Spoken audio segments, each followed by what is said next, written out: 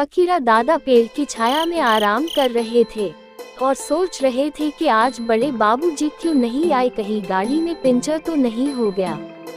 तभी दूर बोस आता हुआ नजर आया। दादा ने खड़े होकर हाथ हिलाना शुरू कर दिया।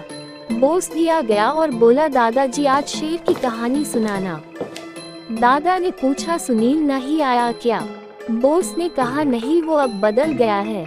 चलो कोई बात नहीं, बैठ जा, कहानी सुन। बहुत समय पहले एक घने जंगल में एक दुष्ट शेर रहता था। इस दुष्ट शेर ने पूरे जंगल के जानवरों में भय का माहौल बना रखा था। दुष्ट शेर कई जानवरों का शिकार करता और कईयों को रोज घायल कर देता था। इस कारण जंगल के सभी छोटे और बड़े जानवर परेशान थे।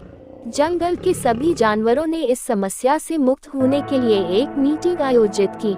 इस मीटिंग में जंगल के सभी जानवर इकट्ठा हुए। सभी जानवरों ने मिलकर ये तय किया कि क्यों ना हम सब मिलकर उस दुष्ट शेर से मिलकर चर्चा करें। इस पर सभी जानवर सहमत हो गए। जंगल के सभी जानवर उस दुष्ट शेर के पास गए और उससे कहा कि शेर महाराज, आपने जंगल के कई जानवरों को जख्मी कर दिया, कई छोटे छोटे जानवरों को आपने अपने पंजों से मार दिया, आपने अपनी जरूरत से ज्यादा शिकार किए। इस पर दुष्ट शेर ने कहा कि मैं जंगल का राजा हूँ और तुम सब मेरी प्रजा हो। हालांकि मेरा यह अधिकार है कि मैं इस जंगल में जो चाहूँ करूँ, लेकिन चलो ठीक है, तुम सब इकट्ठा होकर आए हो तो मैं तुम्हारी बात मान लेता हूँ, लेकिन तुम सबको भी मेरी एक बात माननी पड़ेगी। शेर ने उनसे कहा कि हर रोज सुबह अगर तुम मेरी गुफा में मेरे भोजन का प्रबंध कर दो तो मैं शिकार के लिए कहीं नहीं जाऊंगा।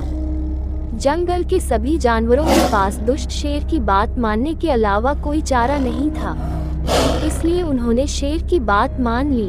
अब हर रोज जंगल का एक जानवर दुष्ट शेर के भोजन के लिए उसकी गुफा पर जाता और दुष्ट शेर उसे मारकर खा जाता, लेकिन दुष्ट शेर उसके बावजूद भी जंगल में कई और जानवरों को मार देता।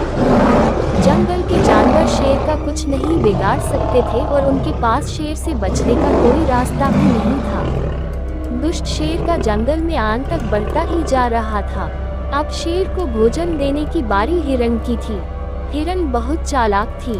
उसने जंगल के जानवरों को दुष्ट शेर से मुक्ति दिलाने के लिए एक योजना बनाई। अगली सुबह हिरण शेर की गुफा के पास गया और शेर से कहा, महाराज, आपके राज्य में आपके और हमारे साथ बहुत ज्यादा अन्याय हो रहा है। हम आपके लिए रोज एक मोटा ताजा शिकार भेजते हैं, लेकिन रास्ते में ही एक दूसरा दुष्ट शेर उसे मार कर खा जाता है और हमें आपके लिए कोई दूसरा जानवर भेजना पड़ता है। आज भी हम 2 मोटे ताजे हिरण आपके लिए आए थे, लेकिन एक हिरण को उस दूसरे शेर ने मार कर खा लिया। मैं किसी तरह से अपनी जान बचाकर आपके पास पहुंचा हूँ। मैंने उस दूसरे शेर को आपके बारे में बताया, लेकिन उसने आपका नाम सुनकर आपको बहुत गालियां दी और कहा कि उस दुष्ट को तो मैं आज ही मार डालूंगा।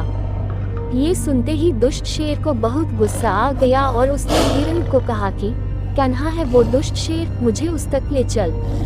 आज सबसे पहले उसको मारूंगा, उसके बाद ही भोजन करूंगा। हिरण उस दुष्ट शेर को एक कुएं के पास ले गया और बोला, महाराज, वो दुष्ट इसी कुएं में रहता है।